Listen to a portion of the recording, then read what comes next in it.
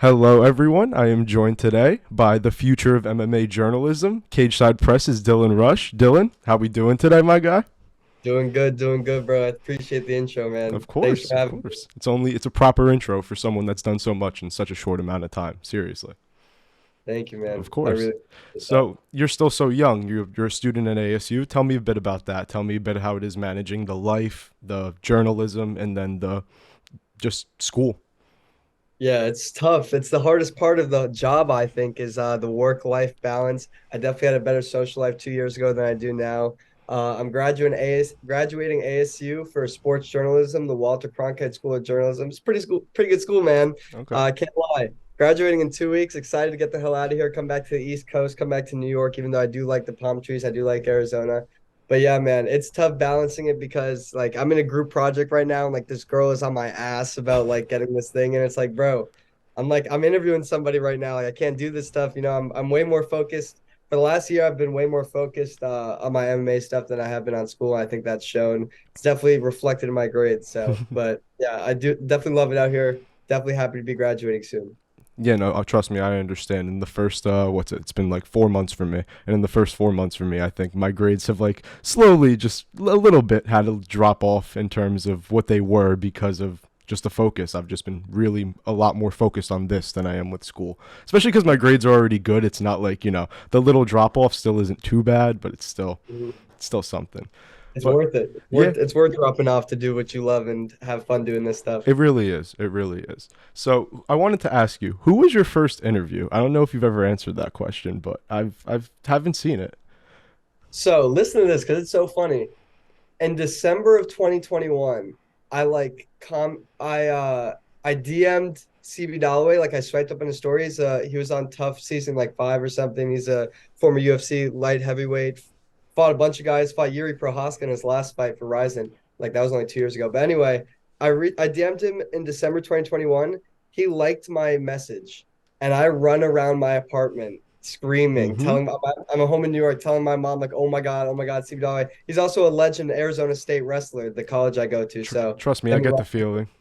But nowadays I won't lie to you, not to sound cool or anything, but like nowadays, like Randy Couture posted me on his story yesterday, Sean Strickland, Ben Sanderson, all these people post, like my stuff, comment my stuff.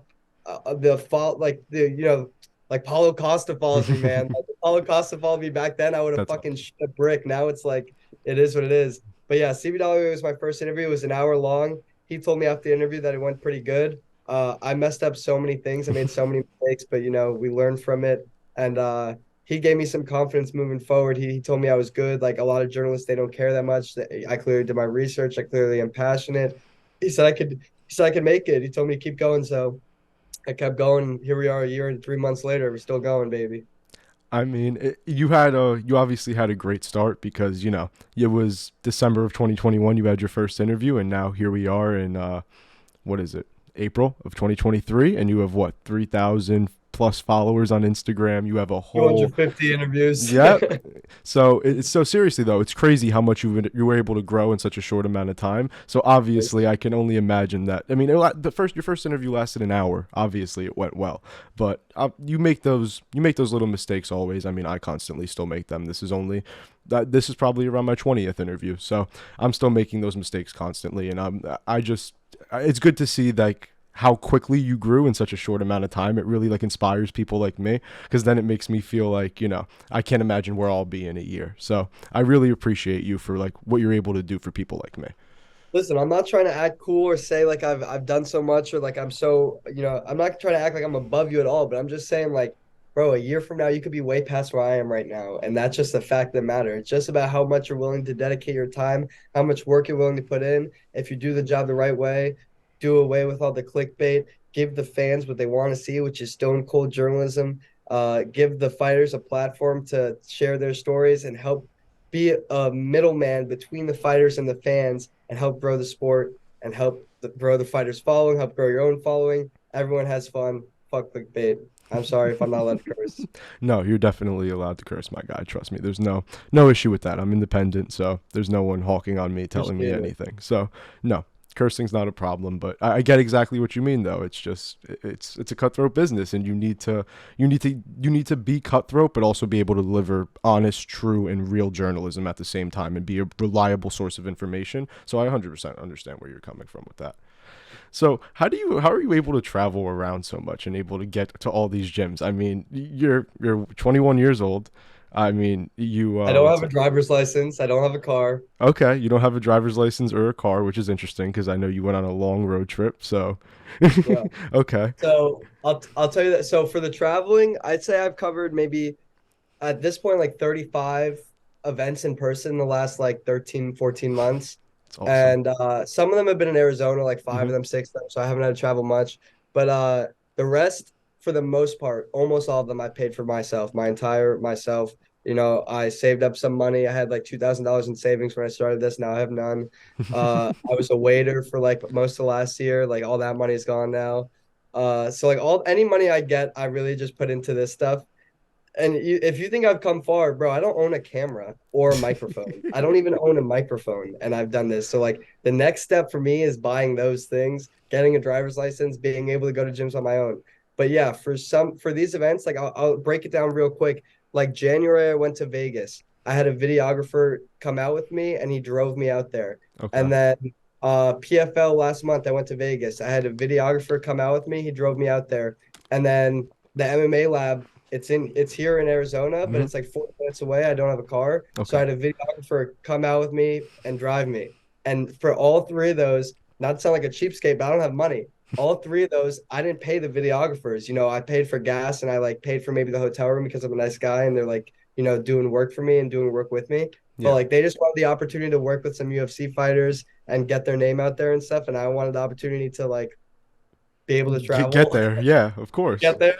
So yeah, that's what I did. But yeah, for most of it, yeah, I'm paying for all this shit myself, man. I'm viewing it as an investment for later on that one day I'll be making a lot of money doing this. That's the hope. That's the goal. So right now, paying $300 for flights or a couple $100 for a hotel, it is what it is, man. Because hopefully in 10 years, I won't care about a couple $100, man. I hope that's the goal. That's the goal. No, trust me. I mean, you can't get into this industry and expect immediate return on investment. Everyone I've talked to has taken years to be able to make any kind of income on this, and usually it's a very minor amount of income when they first start making any. So it's a very hard industry to make money in, and it's not something you can just come in and expect to just blow up or make money. It's a slow, gradual grind that you really have to just work towards. So yeah, I like the way you put it. You explained that pretty well. So talk to me about Bellator 273. That was your first event in person. Just tell me like some of the things that you didn't expect that you like saw there. Like some of just tell me about your first event in person, man. It's really cool. I'm going to tell you this that I didn't say in my last interview because I Ooh, don't want anyone to know because people will think I'm a fraud, but I really don't care because it's the truth and I'm a truthful guy. I Bro, appreciate it. back then in January, I didn't know the difference between jujitsu and Muay Thai. If you told me that Muay Thai was jujitsu and jujitsu was Muay Thai, I would have fucking believed you back in January. Bro, I came to ASU for sports journalism because I love football, basketball, soccer, baseball, hockey. UFC, I always liked it in middle school and I kind of fell out of touch with it in high school. And then the pandemic, when everyone started getting back into it, that's when I started getting back into it. So I know all those other sports still to this day pretty much better than MMA. And so I didn't know much. And I definitely, the reason I'm saying all this is because I hadn't watched a single Bellator fight in my life headed into Bellator 273. I didn't know anyone on the card except Benson Henderson and Ryan Bader because they're former, ASU. guys. Yep. Exactly. ASU and UFC. Uh, so that being said, I went into it a little bit like not knowing stuff. I didn't like really prepare questions like for the post fights or the pre fights and stuff. The first pre fight media question I ever asked was to Bellator middleweight Dalton Rasa, undefeated still. Mm-hmm. We talk all the time now. But my first question was about the Steelers because I know he's a Yes, big I saw that fan. question. It had nothing to do with MMA. And he gave me a 2 minute long great answer. And I was like, shit, bro. So that kind of gave me confidence to ask questions that had nothing to do with MMA. Like the first question I asked, it's kind of on brand with me because I always talk about random ass shit, whether it be in a press conference or a one-on-one interview. Like these dudes, everyone always talks to them about fighting and everyone always talks to them about themselves. These dudes do all these interviews all the time, year round, Some of them have been doing interviews for 15 years, like Ben Sanders and Ryan Bader. So like I'm gonna ask them about other people, so Yeah. they don't always talk about themselves. I'm gonna ask them about their favorite sports fans, their favorite hobbies. This, do you play chess? Are you a day drinker? You Whatever it gotta may get be. you gotta get creative with guys that have been in Gotta the get game for so creative. long. You have to. I mean, if you keep asking them the 100%. same stale questions, they're gonna keep giving the same stale answers. It's boring content that everyone's already seen or no one wants to see because it's Especially just on old. fight week. Especially fight weeks, they're doing Mm-hmm. 10 different interviews, and it's like everyone's Exactly. like, You what need do you to, expect in this fight? you need to Like, be special. You need to find like your niche exactly. questions and do like just BS. I mean, I know you have the compilation of like dumbest questions I've asked, and it's funny, but at the same time, it's not dumb because any question is good in a sense as long as it's not like hurtful or But And if, any question can be good. It really doesn't matter. and if you go back and watch that video, while it's the dumbest questions I've ever asked, every single question the fighter is smiling. Every Mm-hmm. single question the fighter is laughing. If you look at my interviews, if you look at the thumbnails I use, even though I don't even know how to make a thumbnail, but if you just look at my interviews, if you look at myself, they're always smiling. I try to make them laugh. I try to make them happy. Mm-hmm. I'm not saying I'm the funniest guy. I'm not the funniest guy, but I try to just lighten the mood whenever I can. And to finish up about Bellator 273, it was amazing. I was backstage. I was asking questions of Ryan Bader and Ben Sanderson. There was 4 Arizona fighters on the card. And like I'm not from Arizona. It's not like I have big Arizona pride, but like, I'm a student here, so I was rooting for Arizona guys. And all 4 of them won. And yeah, bro, I had no idea. Back to the reason I mentioned I hadn't watched Bellator. I had no idea. Like I didn't know anything about the MMA community. I didn't know that Bellator guys trained with UFC guys and corner UFC. So I'm there. I meet Dustin Poirier. I shake Habib Nurmagomedov's hand. Like I know who those guys were. I didn't know Bellator, but I knew who Yep. Habib and Dustin Poirier were. So I'm sitting there. I shake their hands. I talk to them. I walk out of that event thinking it was the best night of my life, thinking that this is what I'm going to do forever. And a year and a half later, I'm still doing it, baby. Hey, that's amazing to hear. I'm glad that your first event went well enough that you wanted to pursue the sport in full. I mean, obviously, that could have went a couple different ways. And I know you did that first event with PBS Arizona, right? Something like that. Yeah, Yeah. talk to me a little bit about that. How'd you get affiliated with them, and how did that work out? Was that through school? Yeah, so that's actually through school. Arizona PBS, their news station is in my school's building. So we Okay. our building is 6 floors, and they're the 6th floor. So you have to work for them for at least 1 semester. So 2.5 years into college, I had been working at Chick-fil-A, doing jack shit, playing video games, smoking, never did anything journalistically. But I got good grades. I kept a good GPA, like 3.7 GPA, but I did nothing outside the classroom journalistically. So in that first semester junior year, we're at January 2022 now, a year and a half ago. Uh, I had to do this program, and they said pick a sport or a team to cover.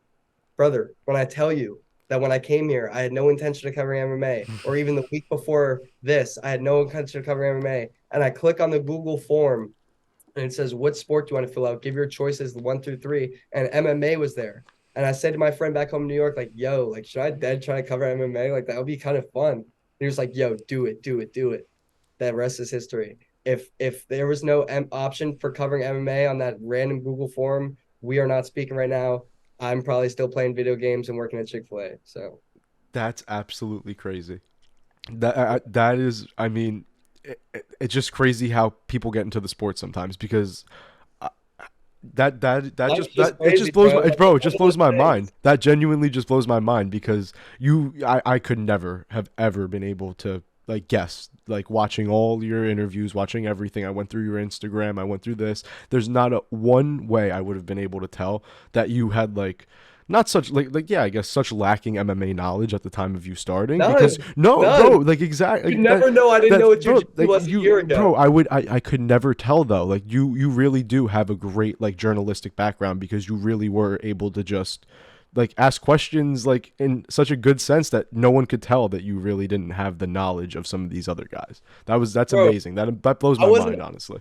I wasn't I appreciate that, bro, but I wasn't asking Dalton Rasta about the Steelers because I wanted to be funny or creative. I was asking because I didn't know shit about MMA back And then, you bro. knew more about football. You knew more Yeah, about football and were I was more like, I comfortable. said, what do you think of that Steelers playoff game, man? Like, I didn't know what to say. That is crazy. So that has to be one of the more wild moments of your career and one of the more just like defining moments. I think another one might be when you broke your foot training with Antoine Ho. Tell me a little bit about that story and what happened with that. So that was my second interview ever after Stevie Mm-hmm. Dollar. He was an 0-0 amateur. My friend found him because my friend was also covering MMA in my program. Okay. Wasn't like as passionate about it, but like he was good and he liked it. And I was like, find someone from the lab we should interview, the MMA lab. And he found Anho, and we had a great interview, great time. Da, da, da. I'm gonna give you like some inside scoop just because like I really want to. Okay. He's the only fighter I don't like. He's the only fighter that I don't like, Anho. And I hope he doesn't see this because he beat my ass. I literally saw him 2 days ago at a regional event. But basically, like long story short, and I'll never do this again. Like this was stupid to me, but like I set him up. Like me and him became friends. Like we were Okay. talking. He was 0-0. He had never done an interview. Like he thought it was cool. I thought he was cool because he was a fighter, you know. Uh-huh. And then he fought 3 days later and like knocked the dude out with a spinning back Dude, fist. yeah. It was crazy. I still Uh-huh. talk to his opponent too, who just retired from Okay. the sport. But anyway, I set Ann Ho up with a girl, and the girl didn't really like. They went on one date, and then she never like texted him again. Okay. Like he just started to hate me because of that. Like he thought I had something to do with it or something. He unfollowed me. He like blocked me on my No. personal account and shit. And I was just like, all right, bro. No. Since then, I saw him once and like I said hi, like shook his hand, but like he just like had a fucking face that like he was just like he had a face on that like said like I hate you. So like That's so upsetting to hear. upsetting Damn. because I really liked I him, know because he bro. was one of your first too. I The remember seeing second it on the interview. page. Damn, that's crazy. All right. You did Well, research, bro. Wow, you knew about the Dalton Rossi question, you knew about the compilation, you knew about Anne. I try, bro. I try. I'm not gonna come A into lot an of interview. I'm not scrolling. gonna A come lot into an of scrolling. interview. Oh, dude. I hope you didn't go off the I already Jackson. have messed up thumbs. So seriously. So don't worry. It's not doing any more damage than they're already done. But I wanted to ask you about this. This is a little off topic in terms of what we were just talking about. But you are a rankings member on the panelist for Bellator. Tell me a little bit how you got involved in that and just like just about that whole thing. I mean, Yeah, there's not much to you tell, bro. rank Like about literally, Bellator fighters. 2 months into doing this, I probably had like 6 interviews under my belt, and like two of them were Jornel Lugo and Danny Sabatello before they fought in Hmm. Bellator, like last April. And at that point, I only had like 5, 6 interviews. And the Bellator PR guys were like, "Yo, you trying to join the panel?" I was like, "What panel?" And they were like, "You want to rank the fighters?" I was like, "Bro, fuck yeah! Like, what the hell?" I'm trying to So get on the now panel. it's like 24 people are on the panel. Yep. Uh, yeah, bro. It's a lot of Bellator fighters complain about the rankings. I always tell them, bro, don't complain to me because it's not me messing up. Hmm. I think I do a good job. Like they just came out the rankings today, bro. Like I don't know, man. There must have some people voting on it that like I don't know, either have favorites or like just like don't really pay attention too much. But yeah, but I love it. I love being on the panel. So was this before or after you got with Cageside Press? Oh, I only got with Cageside Press mid-January of this year. Okay. Okay. So I ran Fight Club, this Instagram. I sent it Yes. to you. Yes. Yeah. We talked Yeah, about I, that. I did that from May to December. Then I was independent for like a month. Hmm. I had my Independence Day where I interviewed 8 fighters in 8 hours. Some good fighters, not fighters only, because one of them was Detroit Dust. You know the guy with the Yes. Of eyebrow, course. Dale Brown. Dale Brown. I'm actually writing a story on him for my final college paper right now. That's Uh, amazing. and then Eric Nixick was one of the interviews. He's the head a coach at Extreme Hmm. Couture. But then the other guys were like Neil Magny, Brandon Royval, a bunch of great fighters. So that was amazing. But then after Independence Day was done, I had my fun. I joined Cageside Press. It's been really fun. I really like it.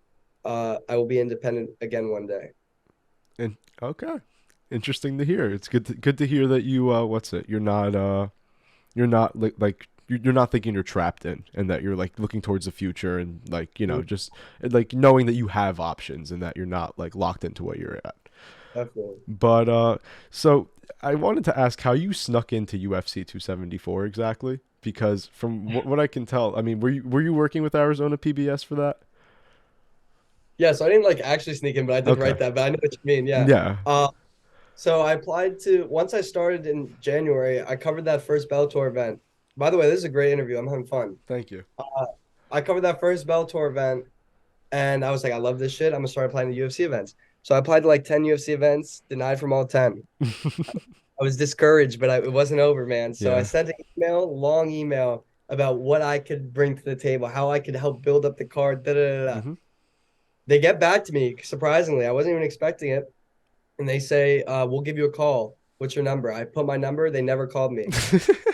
Like it was like a month later, maybe like 2 weeks later, and I saw his phone number was in the email, so I gave him a call. Oh, He okay. didn't, he didn't answer. Okay. So then I cold call him again, and he answers, right? And I just start talking. Like I'm just like I tell him who I am, da da da.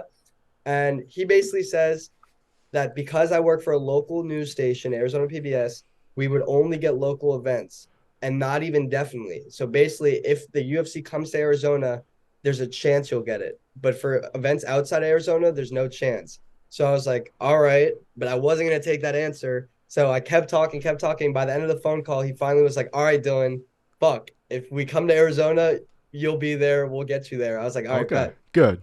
The first week of April, it got announced that the UFC is moving is UFC 274 is going to be in Arizona instead of Vegas. They moved Yes. it.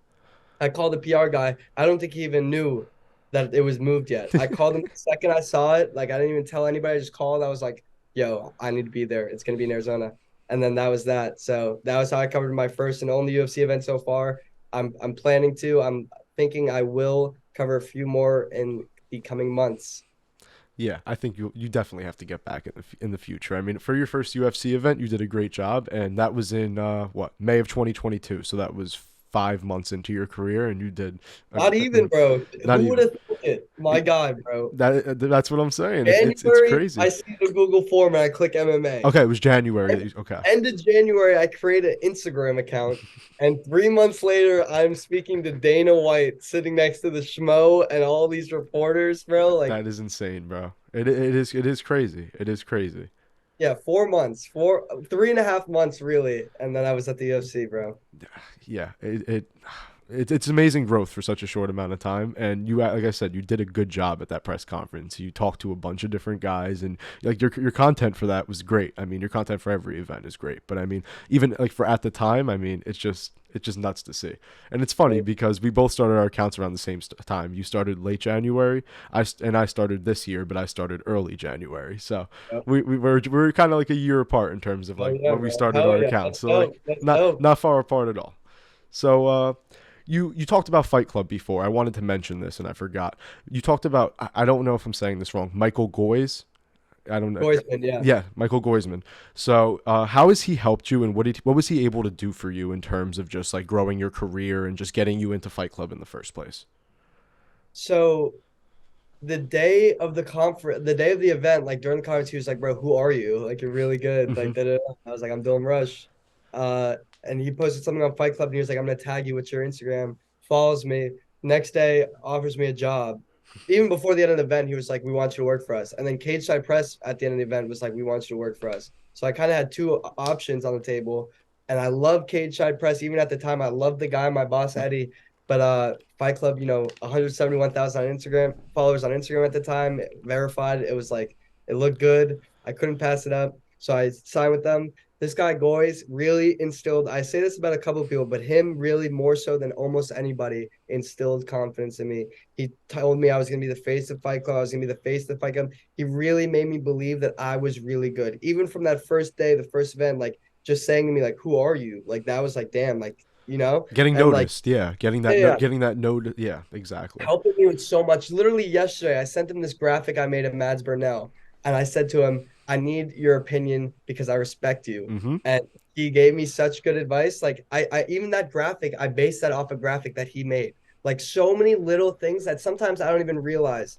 Like he's not even a journalist, bro. Like he's like a fucking like I don't even know what to call him. At this point, he's like a social media expert, maybe. But Yeah, like yeah. He's a no, social no, no. media manager, basically. He's a videographer, bro. Like Mm-hmm. I've worked with like maybe 10 videographers in the last year. Surprisingly, I don't even know how. And he might be the best, bro. Like he's Okay. really good at what he does. He's a smart guy. He's honestly really helped me in my career. So shout out to fucking Michael Goisman, man. Shout out to Michael Goisman, man. So I wanted. So wait, you said your boss is Eddie. Eddie Law. You're talking about? Yeah, Eddie Oh, Long. okay. I love Eddie. Okay, I didn't know. I didn't know he was your boss. Good to know. Bro, he's taken me under his wing more so than anybody. It's probably him is one. He's one, and Goys is two. Nice, nice. When Okay. Eddie was at the Bellator 273 event, I was very nervous. He made me feel comfortable throughout the event. He was sitting next to me, explaining everything to me, how this works, how that works. Dylan, don't clap. Don't clap for Ben Sanderson. You're not allowed to clap. All these things. Yeah. So like he really helped me from that first event. And I was like I was like new to this. I started texting him like fucking probably every day after that event for like weeks. And he was just like always so nice. And to this day helps me with everything. So I love Eddie Law. Yeah, Eddie's helped me out even a little bit for like what I've done. I've texted him a couple times, and every time he's helped me out exactly what I needed. Exactly what I needed. Quick, easy. I mean, I tweet with him all the time. He's always responding to my tweets and stuff. He's a great guy. I really do like Eddie. He has so much experience. He has so much MMA knowledge. He participates in the sport himself. Hmm. And then also just like journalistically, great guy to know. Keep tweeting at him, keep texting because it will only help you in your career, bro. Yeah, no, seriously. Eddie's a great guy. I think who is it? Patrick McCory is the one that told me to text Eddie for the first time, and I thank him a lot for that because seriously, Eddie is a great guy. So, talking about some guys in the industry you're close with, I wanted to ask some fighters you're close with. I know you're close with Mads Burnell. Who else are you close with? I would say the fighters I talk to most for Bellator would be Mads Burnell, Lucas Brennan, Rafion and Patchy, Mm. Chris Lencioni. I talk to Jornel Lugo all the time, but he just got cut, which sucks. Wait, he got Uh, cut? yeah, he got cut in No, February. wait, really? I didn't They even have to know his that. fight. Yeah, nobody knows. Don't say anything. Maybe cut this out. No, it's fine. Like it's knowledge. It's public. It's not public knowledge. I don't know, but like yeah, he got cut. I'm working on finding him a Do fight you for want me to cut? Do you XMA. want me to cut this out? No, it's fine. I Okay. mean, like he hasn't like said anything about it, but like Okay. it's just the truth. Like it's not like I'm lying. Okay. But uh for UFC, I talked to Shane Berg. I guess he's in PFL now, right? Yeah. PFL. Yeah, he's in Shane PFL. Berg is definitely one of my closest. I talk to him all the time. Brandon Royval, I talk to all the time. Stephen Ocho Peterson, who just retired. Yeah, there's definitely a couple guys. There's nobody like Mads Burnell though. Like I don't know. I need to like learn more about how this works journalistically because like I'm getting so close to him to the point where it's like I'm not going to be biased. Like I'll never be biased. Like Hmm. I'm a good unbiased journalist, but I'm getting so close to him to the point where like I don't want people to think that. Like I don't want people to question. Like Uh-huh. I'm gonna tell you this right I now, get what you bro. mean. I get exactly what you're saying, though. I talk to Mads all day, every day. Like we've Hmm. been talking this whole morning, right? We talked all night after his fight. And while I am really close to him, bro, it doesn't change the fact that if Justin Gonzalez knocked him out in that fight, I would have posted about it. Like Yeah. I would have wanted to interview Justin Gonzalez. I would have talked to Justin Gonzalez. It's not like, you know, like it's human nature. You're gonna form personal relationships, whether you like it or not, whether you want to or not. Mhm. Would you say that in a sense you're trying to like break the mold of what a typical journalist is? I mean, you have good relationships with fighters. You you post like stupid clips of like yourself sometimes just messing around, like stuff like that, and like I don't know, like you take pictures with fighters. That's like a big no in the industry. Like, just tell me a little bit more about like if you're trying to break that mold and like other ways you're trying to do that. So I don't think I've reached a point. I don't think I'm at the level yet where I could say like I've changed the game or I'm a revolutionary because I'm not at this point. But do I want to be? Yes. I want to be someone who revolutionizes journalism in a lot of ways. In that way, like where we can show our personality, where we can have fun, where we don't have to be robots, Hmm. where we can be media members that the fighters actually enjoy talking to, where we could actually do interviews where the fighters don't feel like they're being interrogated, where it doesn't feel like the journalists are trying to get something out of them for Yes. clicks and likes and clickbait, where it doesn't feel like the journalists are like just trying to get one line. Like it's just like, it's not just MMA, it's like all journalism. Like I was just going back and forth with this dude from ESPN literally this morning because like he was just posting so much clickbait to the point where I was like, bro, how did ESPN hire your bum ass out of here? He's posting like all this shit about Dylan Brooks and shit. It's like, bro, Okay. it doesn't have anything to do with current events. The only reason you're posting it is because Dylan Brooks' name is in the spotlight Hmm. and you think that's gonna get you clicks and it's fucking bullshit. What was the question? Oh, breaking the mold. Yes. Yeah. Yeah. Fucking Just breaking the mold of a typical journalist and all that. let me say this, bro. I hope I Please. haven't come off as arrogant in this interview. I really hope not. But I'm gonna say like something that's low-key arrogant. And I have not thought this until like 2 weeks ago. I started thinking about it. And honestly, and I really do believe it. So I'm gonna say it. I think I have the best MMA page on Instagram, man. I think I You, have the I number love one that. I love that. MMA It's tape good to on his believe that. channel. You have to believe you're Yeah, just like a fighter, like just like the fighters say. You have you to gotta believe be you're the the best. best. You have to Yeah, believe you're the best. yeah. Exactly. So yeah, I think you definitely. There's no doubt that you have one of the best up there. I'll say that. There's no doubt you have one of the Sure. best. So you thinking that you have the best is not like it's not even a ridiculous assessment by any means. Sure. Thank you. Of Because I feel course. like, yeah, for a lot of different reasons. A lot of like all original content, at least for the most part. Like I don't post about the bullshit. I only post stuff. I never ever once have posted something with the thought in my head, this is gonna get a lot of likes, this is gonna get a lot of engagement. I don't care about that stuff. It either happens or it doesn't. If I post something that gets 15 likes, I'm not gonna delete it. I Mm-hmm. don't care. I posted because I thought people wanted to see it and maybe they didn't. I don't know. But yeah, I've never posted something for likes, and I've only ever posted something that I think people want to see. Did Mm-hmm. I post that Nate Diaz has a warrant out for his arrest? No, because who gives a fuck? Like who gives a fuck? He's Bro, gonna. He's I put a story post out from like yeah. The MMA story post fighting, is one thing, but like you know like there's no go on reason like MMA who Junkie, cares exactly, bro? bro, Trust me, who cares? I mean, about a court case that isn't gonna happen because mm-hmm. clearly the self defense is gonna work for Nate Diaz, Yeah. even if he wasn't Nate Diaz, but especially him being who he is. Like, come on, nobody gives a fuck about that shit. No, I agree. I agree. All right, so these are the last couple questions I wanted to ask. What are your thoughts on this past weekend's fights? Bellator 294, Bellator 295, and then obviously UFC Fight Night 71. I want to say it was Sergey versus Blades. So just tell me your thoughts on the events this weekend. I'll talk about some predictions I had. I thought Sergey was going to knock him out in the first round. He did. You're an I thought ass. Patchy was going to finish Rafion as much as I really like Rafion as a person, but I thought Patchy was going to win that, and he did. Patchy's a different breed. I agree. Yeah, Fun fact, real quick. I just want to throw this out there. yeah. I've been a fan of the sport for a couple years, and I followed Patchy on my personal Instagram. I don't follow many fighters. I don't this. I just loved Patchy, and we have the same name, so I kind of just related to him in a sense. And he followed me back. He follows me on my personal Instagram, but not on my MMA account. So So that's just a funny. really funny fact, to be honest. That's dope. That's dope. Yeah, But let me yeah, like but yeah, yeah, maybe like what were your thoughts again? Continue. Sorry. oh yeah, I think Pavlovich is the best heavyweight in the world, honestly, after that performance. I think he beat John Jones. I really think he Okay. beat John Jones, man. Okay. I don't know.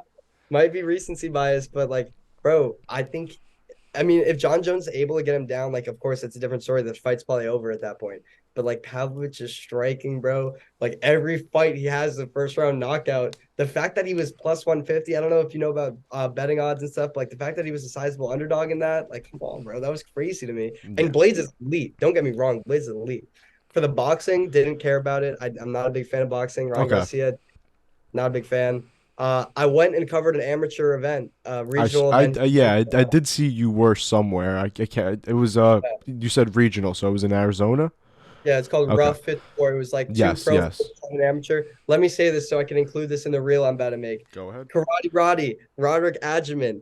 I interviewed him after he won the fight. I just want to say real quick, they were all talking about Bellator. They were all talking about UFC. They were all talking about Ryan Garcia versus Tank, who's going to win the battle of these two young stars. And I went to see Karate Roddy fight instead because Okay. that's my guy. I had to go see him fight. I don't care about all that other stuff. And he got the finish. 2-0 as an amateur now, 2 second round finishes. He's going on 3. Excited to see what the future holds for Karate Roddy. I'm gonna have to talk to Karate Roddy. He sounds like an animal. I If you mean, want to interview with him, I would love to set that up. please, I would love to. So, okay, so we got your thoughts on the fights this past weekend. I wanted to ask, what are some dream fights you would like to see by the end of the year?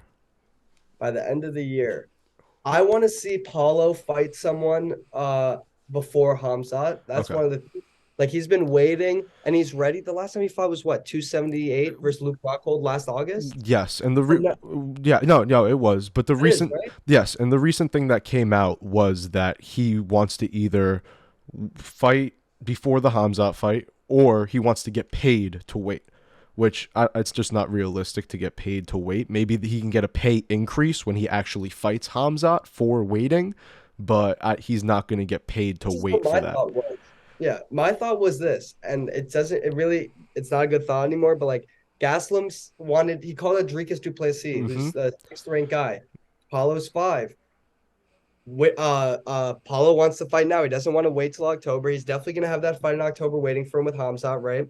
I thought do Paulo versus Kelvin Gastelum, throw it on International Fight Week, UFC 290. Not every fight has to be like 4 versus 5, 6 versus 7. I know it's 5 versus 11, but like it would be a fun fight for the fans. That's what International Fight Week is about. Yep. But then I saw yesterday that Gastelum plans Yeah. to move to welterweight for his next fight, and I also saw that Paulo and Gastelum are pretty good friends. Ah, So okay. yeah, I don't think it would happen. But wait, let me give you one. One Go ahead. dream for me by the end of the year would be Brandon Royval, Brandon Moreno, Battle of the Woo! Brandons, flyweight division, title on the Woo! line. I think Moreno's going to get through Pantoja, so I see him Okay. retaining that. I think the next fight to make, I don't think it, I know it. It's Brandon Royval. It's Brandon Moreno. Sorry, I forgot. For the title next fall, maybe like December. Who knows? Maybe MSG. Ooh, that would be good for MSG in November, That'd be baby. beautiful for MSG. Like I said, I'm in Jersey, so I'd be there. I'm 100% there if it's at MSG. So I'd love to see that one in person. I'm gonna Oh, go. I'm going to 288, so I can't wait for that one. you are? Yeah, of course. Fuck I'm yeah. not as a journalist. I'm going in attendance. I I know, mean, I know. But Steamroller versus Dover, dude, Aljo versus so who you got, Aljo or Henry? I think Aljo wins. I Ooh. think the break for Henry is going to be too much, and I think Aljo has to be one of the most underrated champions in the world. I think I still think Patchy could beat him though.